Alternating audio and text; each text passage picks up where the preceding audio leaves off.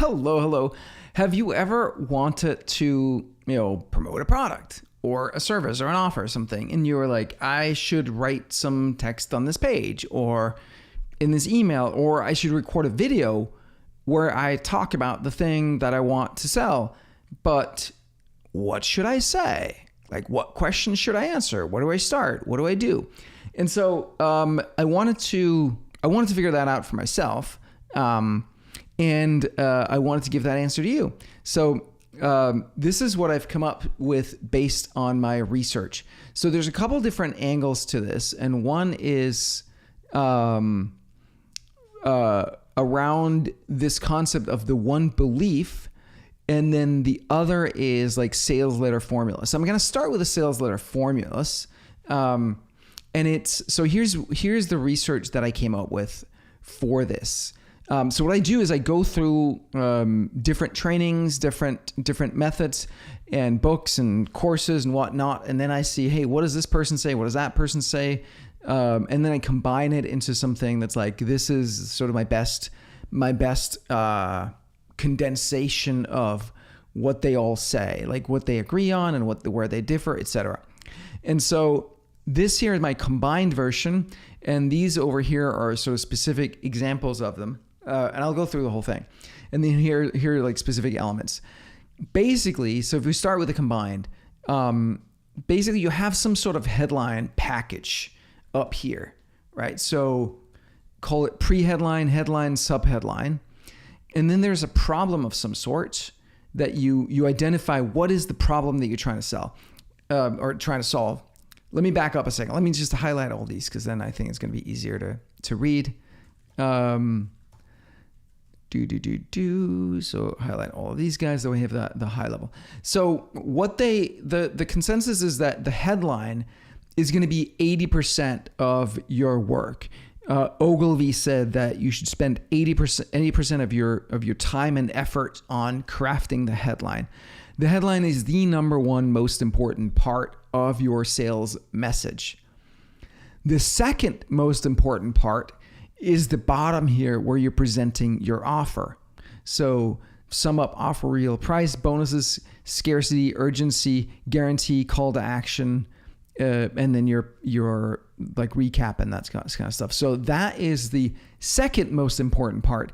The body, the content piece, the meat of is actually, from what I've heard from people, the least important part. It has to be there, but most people are going to be like the headline either grabs people or it doesn't. If it grabs people, then a number of people are just going to go straight to, okay, what is the offer? Let me see the offer. Yes, I want this thing. Okay, let me have it done, right? And some people are going to need more persuasion, and so they're going to read through the thing. And then for some people, the scarcity and urgency is what's going to push them over the edge. So Russell Brunson talks about it in this way: emotion, logic, fear. Emotion, logic, fear. So emotion is where you grab them up here with the headline. So you grab them emotionally first, and like, oh yes, I have that problem. I have that pain. Yes, I want that outcome. In sales, we talk about Hell Island, which is the pain that you're in, and Heaven Island, which is the outcome that they want, right? And we want to stretch that gap. I think I saw an illustration. I forget if I have it in here. Yeah, over here, there's the they're over here in Hell Island. There's a problem, but they also have some questions and roadblock. And here's the results. Here's what they want. And the sales copy. This is from Jim Edwards' book. The sales copy is what brings them over that gap from where they're at. But if they didn't have objections and limiting beliefs and some roadblocks and whatnot, they would already have the results, right? They have likely tried before, but something in them is blocking them. And the job of the sales copy is to get them to make that commitment, take that step forward that gets them one step closer to actually having what they want. That is the goal here.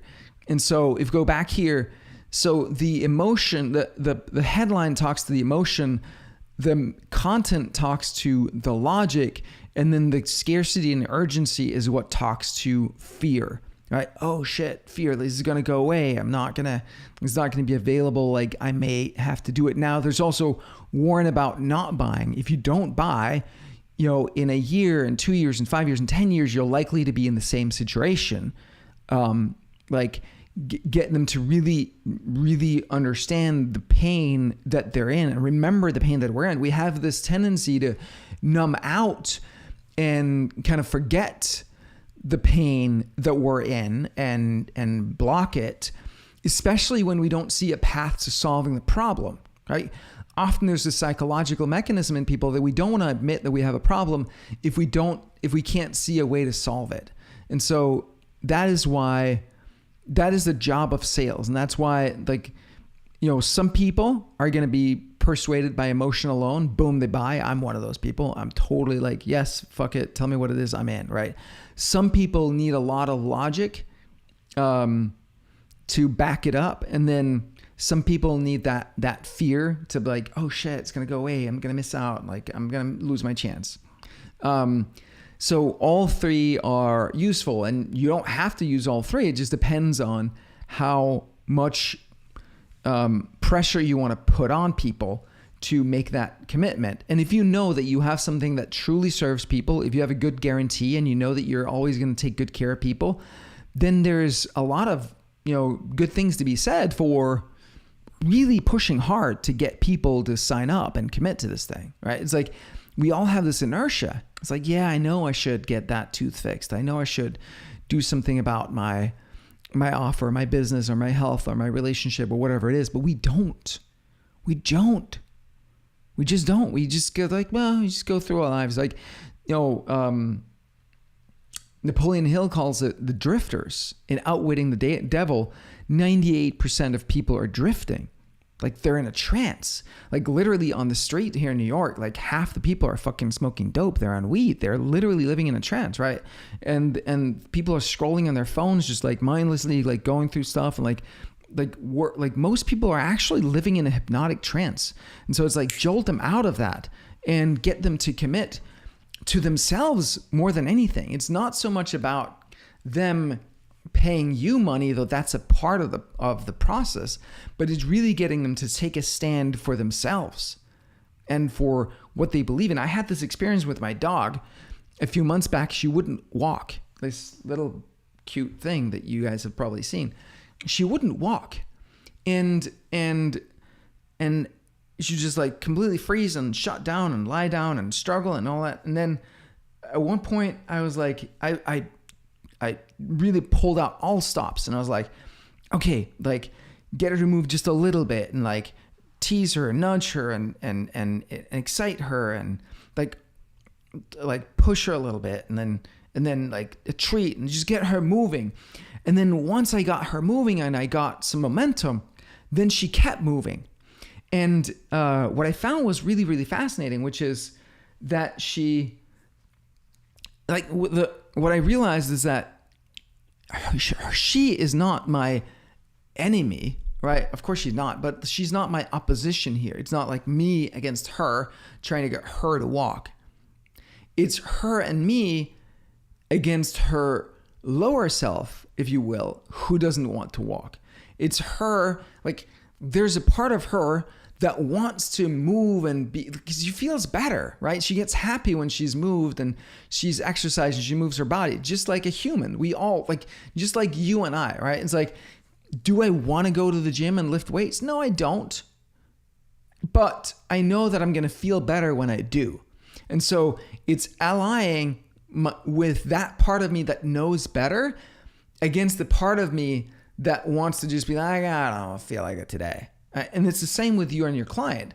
Like, you're going to be an ally with your client's higher self, your client's higher best interest, to get them to move, to take action, and not be consumed by their lower self, by their drifting part, by the part of them that is controlled by the devil, if we're going to speak the language of Napoleon Hill, Outwitting the Devil.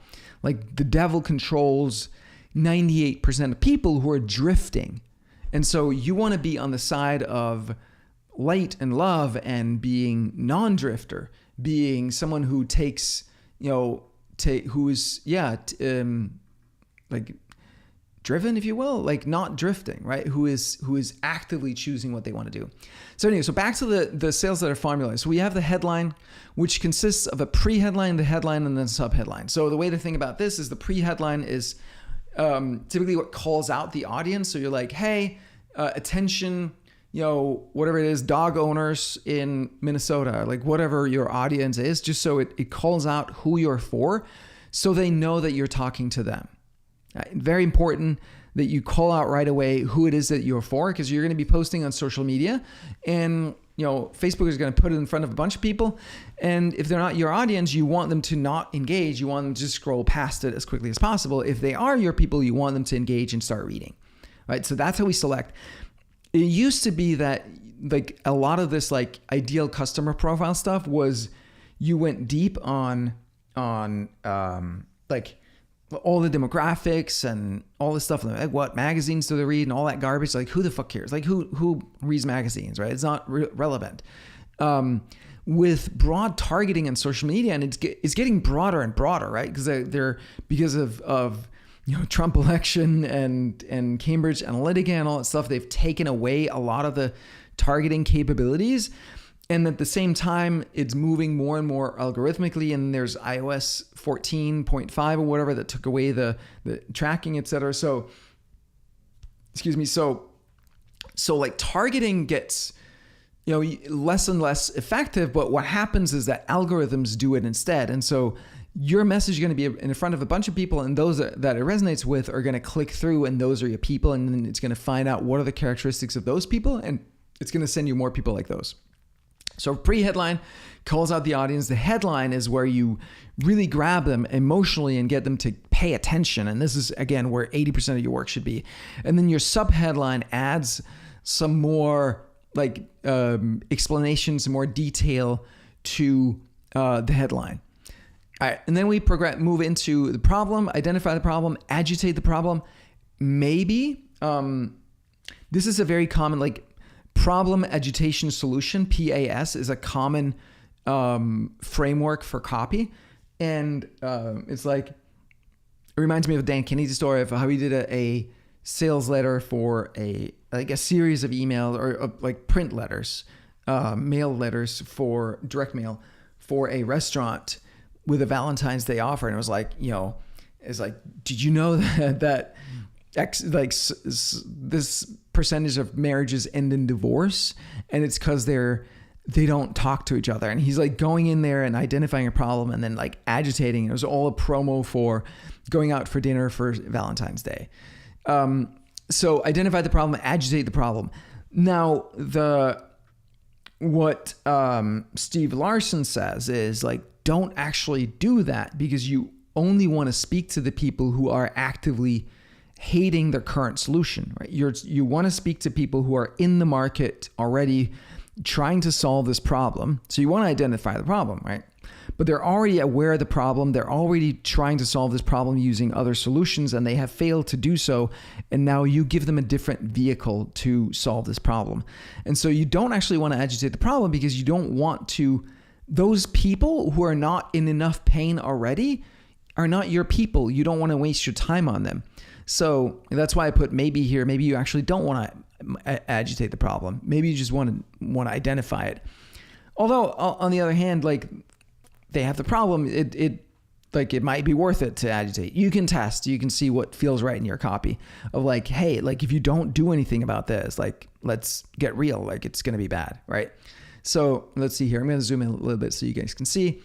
Build rapport is a common thing. Like you're just like them, the things you've tried and been disappointed with that they also have. I put maybe again, because like that's also like you don't have to, but this is a common thing.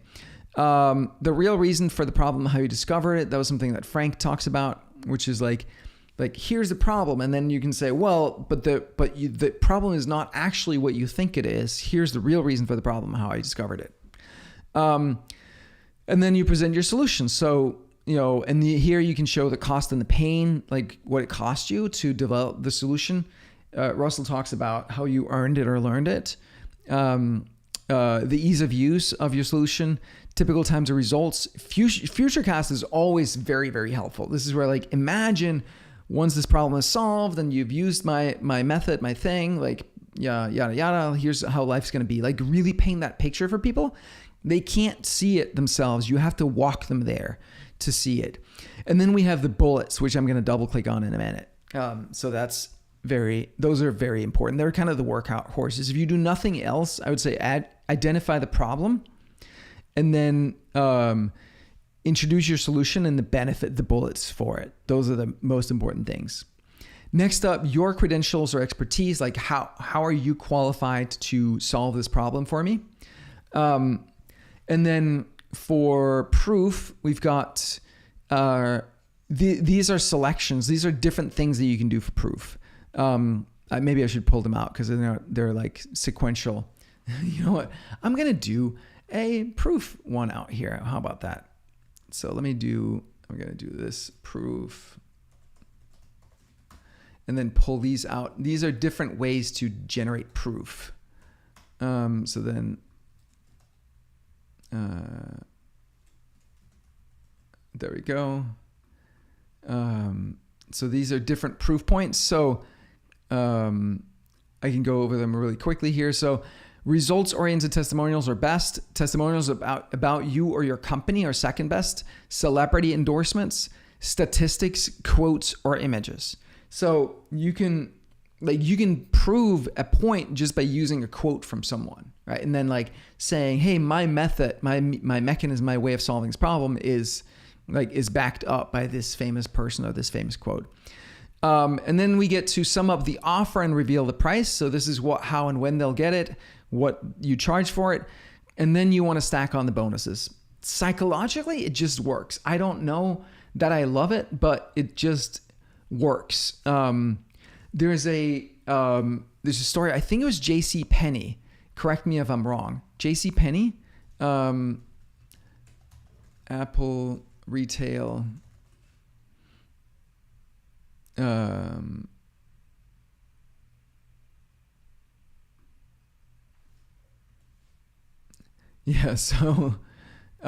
there's a story of Ron Johnson killed J.C. Penney. His tenure as CEO of J.C. Penney was arguably the biggest retail disaster in history. So the story was basically this: like J.C. Penney was this. I've never been to one, but from what I hear, was this like store of people that were bargain hunters, and they were like getting coupons, and then like they would clip the coupons and blah blah blah, and they would go buy stuff, and they're like this like $50 thing, or we're sending you a $40 off coupon in the mail, and then you come get it at 10. People were rushing to buy this thing at $10, like, yeah, we're getting a great deal. And what happened was he was the retail boss at Apple, and he created the Apple Store with Steve Jobs. And of course, this is not how the Apple Store works at all. And so he came to J.C. Penney and tried to do the same thing. He was basically saying, hey, you guys are so used to, we can be adults here, right? We can be real with each other, and we can say, like, hey, we can stop pretending like this is a $50 item. It's really a $10 item. We can skip the coupons and the whole thing and just be adults, and right? And turns out you can't. And so now, like, there is some psychology piece where just taking things out of the main offer and positioning it as a bonus makes it really compelling and really, really valuable to people. And it's interesting, you know, why is it that way psychologically? And who is it for that way psychologically? It's something I'm thinking a lot about, because I'm someone that personally finds those things a little bit silly, and I prefer the Apple way of selling. At the same time, there's a lot of people who like their coupons. The question is, though, are they different segments of the market, right? Are they, and so that's something that I'm super interested in. Like, what are those psychographics of different people? And it's easy to say, well, like, dumb people like coupons, blah, blah, but that's not true. It's not about being smart or dumb. There's like different psychological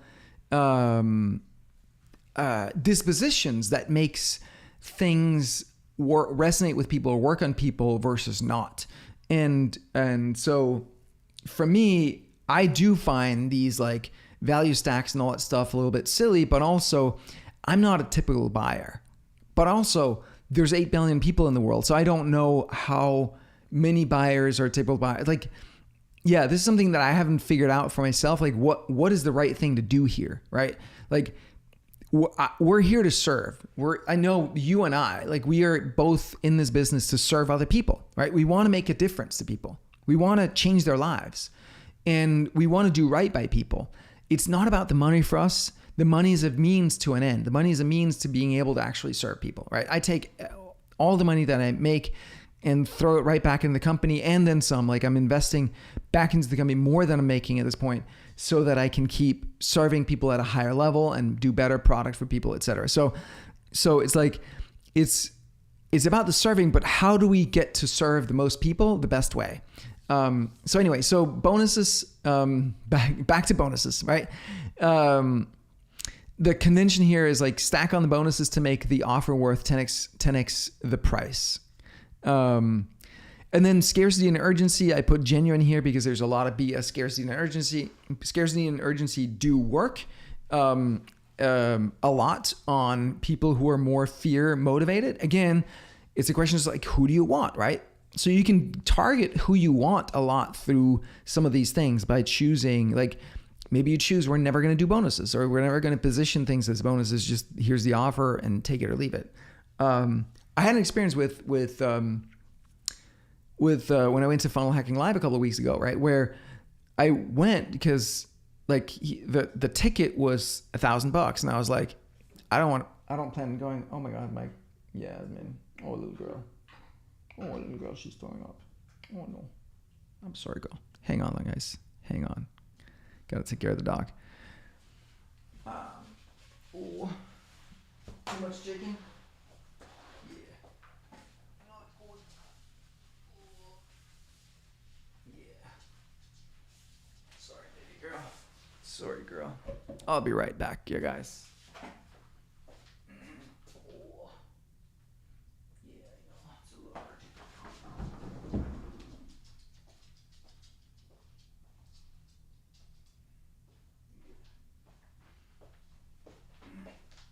All right, so sorry about that. What was I saying? Yeah, scarcity or urgency. So again, it's a matter of like how do you want to, who do you want to connect with? Like, do you want to just only sell to people who are emotionally driven? I remember I did a sales training from Tony Robbins, and he talks about urban and lurban, emotional reasons to buy now and logical reasons to buy now. And so that would be emotion, logic, and then like I guess fear is an emotion technically, right? So, but anyway, so who do you want to do business with? And that's something that you can choose with this. Anyway, so going on here, we've got guarantee. So guarantee is always a good idea, right? 30-day money back, 60-day, like 360 days. I've done lifetime money back guarantees. You can do double your money back guarantee. I'll work with you. You can do them conditional. You got to do like, there's all kinds of guarantees, and I can do a whole separate training on the kinds of guarantees that you can do. And then call to action, tell them what to do. You need to absolutely tell them what to do. Click here, go do this thing, enter your information, do blah, blah, blah, blah, blah, right? Like typically like it pays off to tell people exactly what to do. Warn about not buying. You don't have to do that. I could put a maybe on that one.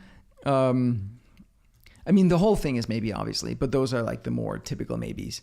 You want to have a call to action. That's absolutely not a maybe. Sum up the offer, real the price. That's not a maybe. You want to do that.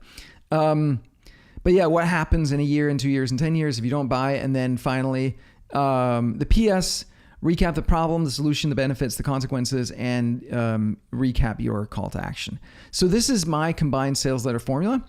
When I was putting this together, I was looking at a bunch of different ones. So I was looking at Perry Belcher. He has this 21-step sales letter formula. It is it's online. If you Google that, you will find it. It has all these steps here: the call out, the headline, the subheadline, which is I combine into the headline package.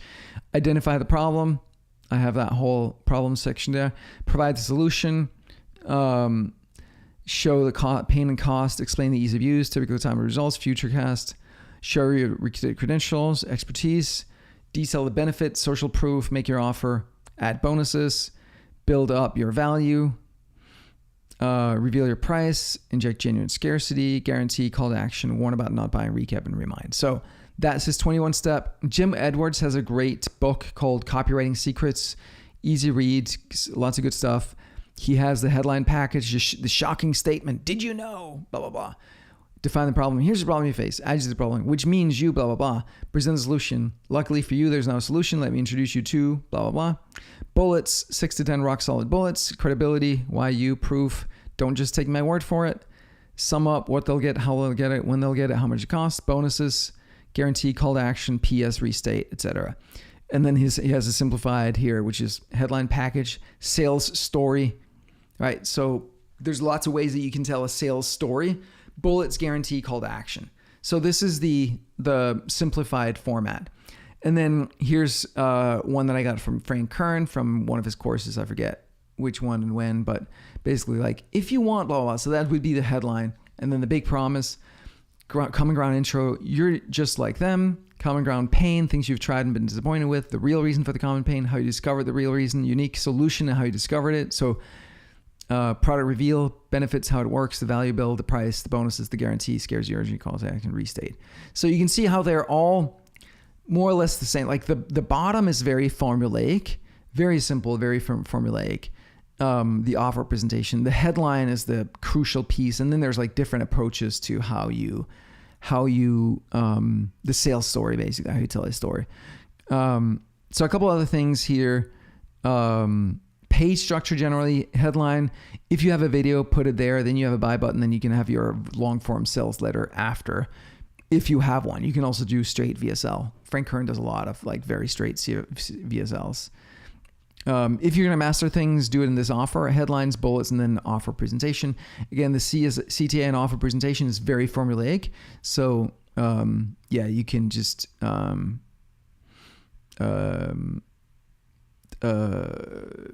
just fill in the blanks, basically. Tip, swipe file, create your own, have one. Like pull good sales letters that you like and save them so that you can come back to them. All right, bullets are very simple. So that's in here, the meat of it. The bullets, where we have the benefits bullets here. Jim had them over here as bullets to arouse curiosity. So there's a very simple formula. It's like feature plus benefit plus meaning. Some people call this like dimensionalized benefit. Basically, what it is, what it does, and what that means to them. You have to spell that out. It, blah, blah, blah, it toasts bread. So you can always eat, so you can eat toasted bread, which means you will never suffer through this like soggy, feel sad and lonely because you are eating soggy, soft bread or whatever, right? So it, blah, blah, blah. So you can is like a powerful when, like that turns a feature into benefit, but then you want to take it a step further and spell out what it means to them. So you say which means. Headline formulas, there are thousands of them. Simplera has a built-in headline generator using ChatGPT, and you can ChatGPT your way or Google your way to the headline formulas. There's so many of them. And you can use AI to generate them, blah, blah, blah. A classic one is how to yay without boo. This is like a Frank Kernism. How to yay without boo. So like how to achieve something, how to get something you want without something you don't want. All right. So how to blank without blank, something you want without something you don't want. How to do something in X steps or X days, something, the ultimate guide, how to get blah, blah, blah, in as little as, even if you, how every doctor can, avoid any future lawsuit, whatever. X myths about, truths about, habits of, blah, blah, blah, blah, blah. So, and there's like literally hundreds of thousands of these. I put in the value equation here because because of this, like the promise formula. So this is kind of like a way to look at headlines of sort of the elements to play with. The promise formula comes from Jim Edwards and the value equation comes from Alex Hormozi. So the promise formula is, the hurdle is the thing they want, but they see as a hard thing to do. The prize is the ultimate result that they desire, that they want. The timing is how long it'll take. The eliminator is like, it's not your fault. Let them off the hook, even if without. And so you can see how it relates a little bit. So the prize is the dream outcome here. And then the hurdle is the effort and sacrifice, and the timing is the time delay. And the eliminator would relate to the perceived likelihood of achievement, because it's like, even if you like how to lift weights, even if you don't have arms or something, right? That would prevent them from doing it. So, yeah. And some examples here of how to do that. So these are kind of different ways of looking at the headline, which is the sort of the ultimate payoff here. And the value equation is also, it comes from Alex Hormozi talking about offers and how to generate offers, where like if you can increase the dream outcome or increase the perceived likelihood of achievement, or you can reduce the time that it gets them to get there, or reduce the amount of effort and sacrifice, then all of those things are going to make the value go up, the perceived value go up, right? Because this is all perceived dream outcome, likelihood of achievement, time delay. Like these are all of the perceptions, but as you increase the top line and decrease the bottom line here, the value of your offer is going to go up. And so in the same way, you can use those elements in your headline to make what you're talking about even more compelling. So I think this is it. Actually, I mean, I have a few more things that I can say about this. So this is from a book called The 16-Word Sales Letter. And it's this idea of the one belief. I think this becomes too much to go into actually right now. I'm going to do a separate video on that.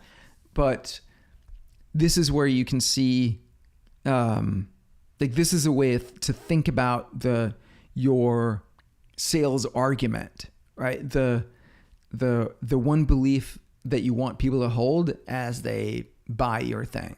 All right. I think I'm going to wrap here. You guys, thank you for watching. I hope this is useful. Again, for me, this is something I was doing for me because I'm like, what the fuck should I write on these sales pages, right? Like, what do I put there? And just trying to figure out what the smartest people in the room say. And something that I'm trying to figure out with all of this is like, this is like a side conversation about learning and growing. So I got into online marketing in 2008, in February 25. No, actually, no, screw that. March 27, literally my birthday in 2008 was when I bought my first online marketing course.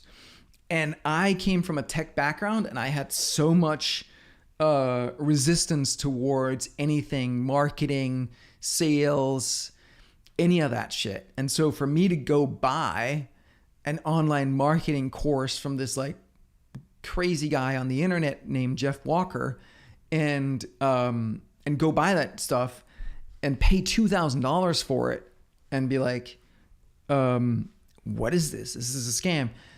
Took so much me sort of leap of faith, me getting over myself. And just, this is what we're up against when we're selling, right? A lot of the times it's like so much resistance of like, oh shit, like, is this a scam? Can I trust these guys? Like, what is going on here? And so I bought it and it was actually great. And then I got deep into online marketing and I loved it. And I was like, oh, you do the thing and it works. Like people actually buy and it's great. And then I had a lot of success with it and people loved it.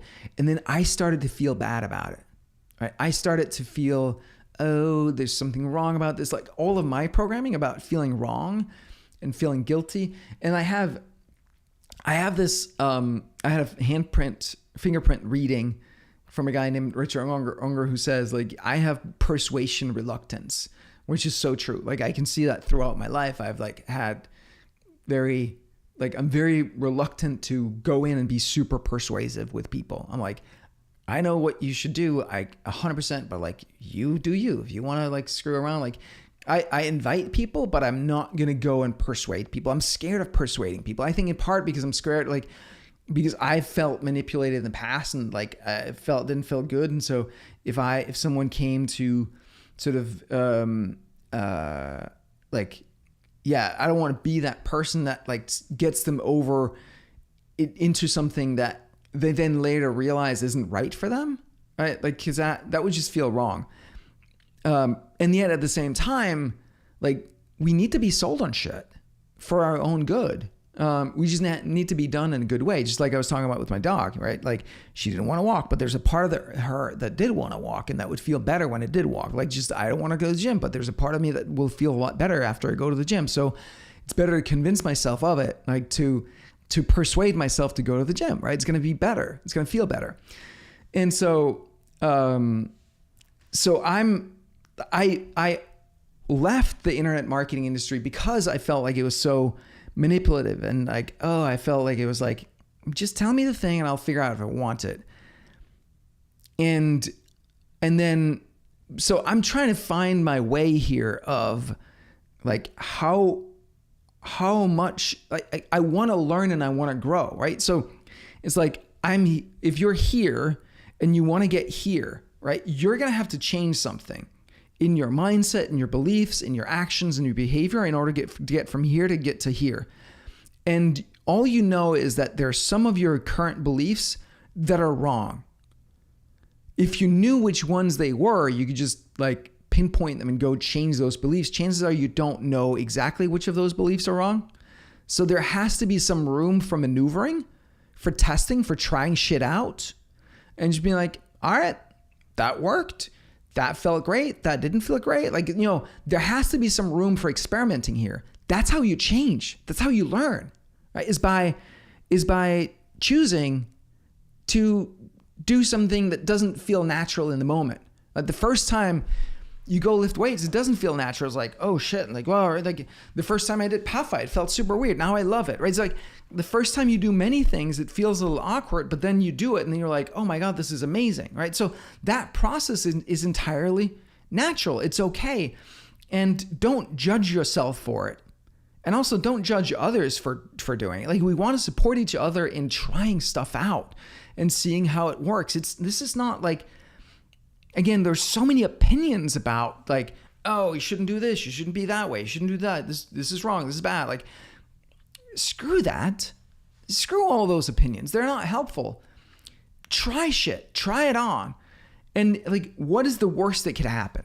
The worst that happens is that someone buys that you're like, yeah, that wasn't the right fit, and you go refund them. Or if someone wanted to buy, but because of the way you presented it, they're like, not for me. Maybe you went too strong. Maybe you went too soft, right? And like, you're never going to hit everybody. So it's just a matter of like, try some stuff and see how that works. And there's like like, if you're always trying to stay on this side of the fence, you're never going to like, if you want to find the edge, you're going to have to cross it. Right? There's no other way. If you want to find the edge, you're going to have to cross that edge to find, okay, this is where it is. Okay, this is the line. This is where I want to be, right? But if you're never willing to cross it, then you're always going to be leaving room here. Like there's always going to be that buffer that is limiting you. So yeah, play with this, try it. A lot of it might feel uncomfortable. Try it anyway, see what happens. And then over time, you're going to find your style. Everybody has a different style, and that's totally cool. Go find your style. But if you want different results, you're going to have to try to do different things. It's just how that works. I mean, it's basic, but that's how it works. But people have so many opinions on that. They're like, no, like people get so set in their ways, and you don't have to be.